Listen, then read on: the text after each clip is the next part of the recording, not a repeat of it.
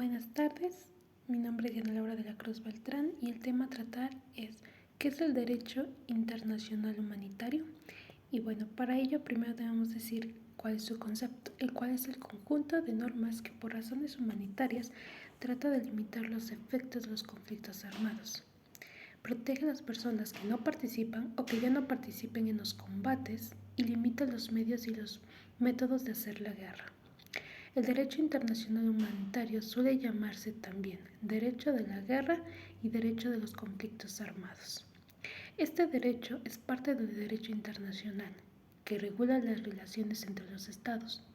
Está integrado por acuerdos firmados entre los estados, por el derecho consuetudinario internacional, que se compone a su vez de la práctica de los estados que estos reconocen como obligatoria, así como los principios generales del derecho. Este derecho se aplica en situaciones de conflicto armado. No determina si un Estado tiene o no derecho a recurrir la fuerza. Esta cuestión está regulada por una importante parte del derecho internacional humanitario, que figura en la Carta de las Naciones Unidas. Pero, ¿de dónde proviene este derecho internacional humanitario? Pues bueno, su origen se remonta a las normas dictadas por las antiguas civilizaciones y religiones.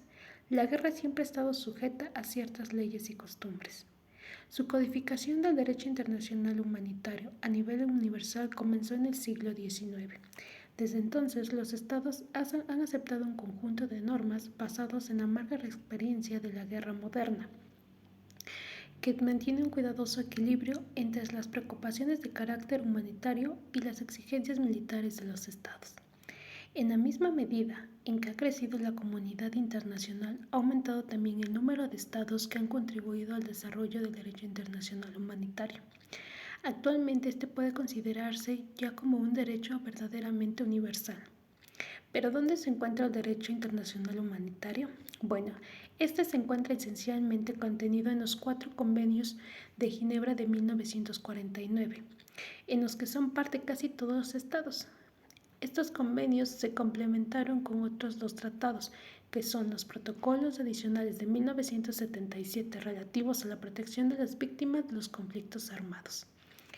Hay asimismo otros textos que prohíben el uso de ciertas armas y tácticas militares o que protegen a ciertas categorías de personas o de bienes, como lo son la Convención de La Haya de 1954 para la protección de los bienes culturales en caso de conflicto armado y sus 2 protocolos, la Convención de 1972 sobre las armas bacteriológicas, la Convención de 1980 sobre las ciertas armas convencionales y sus 5 protocolos, la Convención de 1993 sobre las armas químicas, el Tratado de Ottawa de 1997 sobre las minas antipersonal, el protocolo facultativo de la Convención sobre los Derechos del Niño relativo a la participación de niños en los conflictos armados. Ahora se aceptan muchas disposiciones del derecho internacional humanitario como derecho consuetudinario. Esto quiere decir que como normas generales aplicadas en todos los estados. ¿Pero cuándo se aplica el derecho internacional humanitario? Bueno, este solo se aplica en caso de conflicto armado. No cubre las situaciones de tensiones internas ni los disturbios interiores, como son los actos aislados de violencia.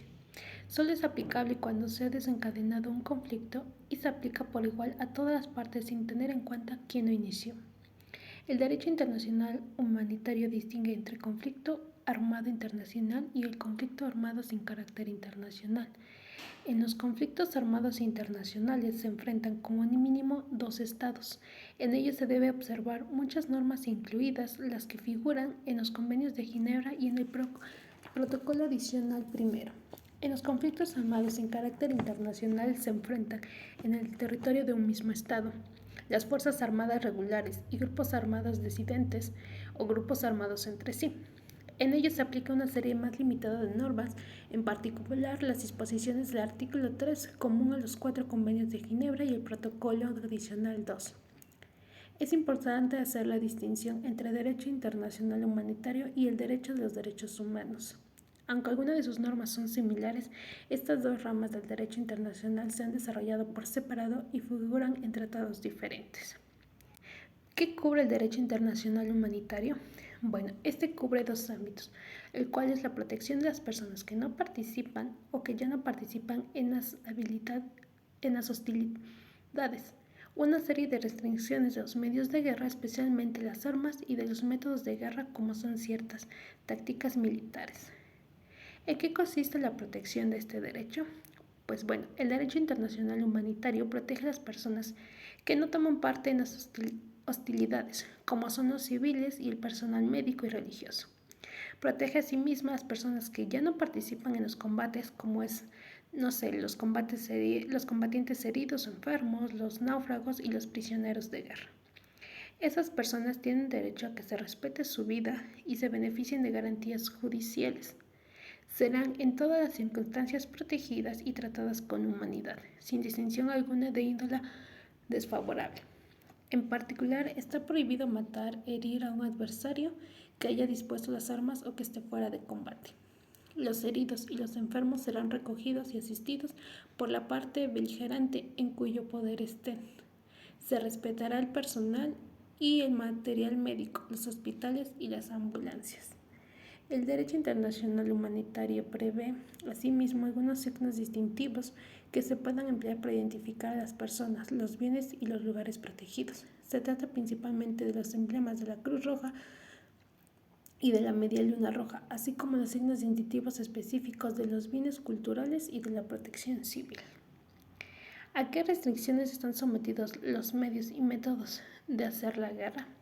El derecho internacional humanitario prohíbe, entre otras cosas, los medios y los métodos militares que 1. No distinguen entre las personas que participan en los combates y las personas que no toman parte en los combates a fin de respetar la vida de la población civil, de las personas civiles y los bienes civiles. 2. Causan daños superfluos o sufrimientos innecesarios. Y 3. Causan daños graves y duraderos al medio ambiente. El derecho internacional humanitario ha prohibido pues el uso de muchas armas, incluido las balas explosivas, las armas químicas y biológicas, las armas láser que causen ceguera y las minas antipersonal. ¿Pero creen que realmente es efectivo el derecho internacional humanitario? Desafortunadamente abundan los ejemplos de violación de este derecho. Las víctimas de la guerra son cada vez más personas civiles. Sin embargo, ha habido importantes casos en los que el derecho internacional ha permitido cambiar las cosas, ya sea protegiendo a los civiles, los prisioneros de guerra, los enfermos y los heridos, ya sea limitando el empleo de armas inhumanas. Dado que el derecho internacional humanitario se aplica en periodos de violencia extrema, respetarlo plantearía siempre grandes dificultades, pero no obstante es más importante que nunca velar por su aplicación efectiva. ¿Cómo se puede aplicar el derecho internacional humanitario? Se han de tomar medidas para garantizar el respeto del derecho internacional humanitario. Los estados tienen la obligación de dar a conocer las normas de este derecho a las respectivas fuerzas armadas y al público en general. Deben prevenir y, si procede, castigar todas las violaciones del derecho internacional humanitario. Para ello deben, en particular, promulgar leyes para castigar las violaciones más graves de los convenios de Ginebra y de los protocolos adicionales, denominadas crímenes de guerra. Asimismo, habría que aprobar una ley que garantice la protección de los emblemas, como lo es la Cruz Roja y la Media Luna Roja. Se han tomado asimismo medidas a nivel internacional. Se han creado 2 tribunales para castigar los crímenes cometidos en los conflictos de ex-Yugoslavia y de Ruanda. Una Corte Penal Internacional ha sido creada por el Estatuto de Roma aprobado en 1998. Todos podemos hacer una importante contribución a la aplicación del derecho internacional humanitario, ya sea por intermedio de los gobiernos y de las organizaciones, ya sea individualmente. Gracias.